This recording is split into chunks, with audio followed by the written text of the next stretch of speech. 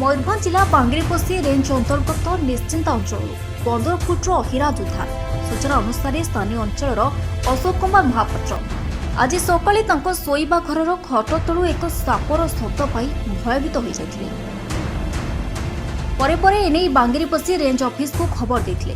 खबर पाई सर्प उद्धारकारी कृष्णचंद्र गोठायत एवं तांको टीम पहुंची सापटी को तांको शोइबा घर खट तलु उद्धार करी ताकु स्थानीय जंगल रे छाडिछन्ती।